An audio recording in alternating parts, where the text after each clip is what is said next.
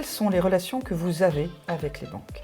Il est impératif d'établir vraiment des relations de confiance avec mes partenaires bancaires. C'est la clé pour que je puisse, moi, obtenir des conditions optimales pour mes clients. Comment parvenez-vous à gagner leur confiance? Alors cela commence par la présentation du dossier lui-même, c'est-à-dire qu'il doit être impeccable, il doit être complet, je l'ai étudié en amont, je dois le connaître parfaitement non seulement pour répondre aux questions de mes partenaires bancaires, mais aussi pour défendre mon dossier et j'essaye d'anticiper leurs questions. Je vais toujours chercher à simplifier le travail de mes partenaires bancaires.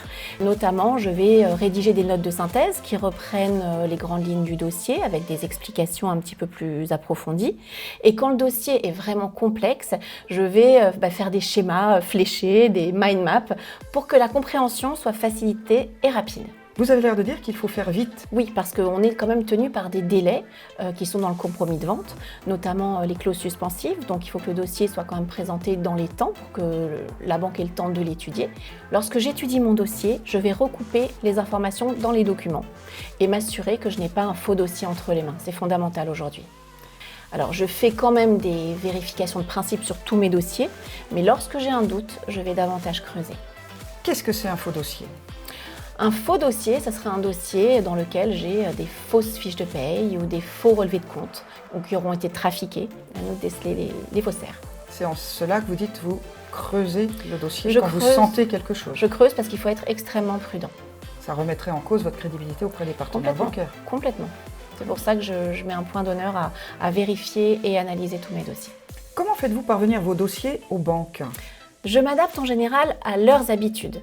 Dans l'idéal, je prends rendez-vous avec la banque et je présente mon dossier à un conseiller ou à un directeur.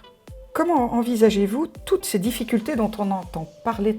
Vous avez raison, le marché du crédit se tend et il va falloir que l'on s'adapte. Les instructions de la Banque de France ont été claires, il y a eu trop de prêts ces dernières années, donc le but est de revenir à une situation plus rationnelle.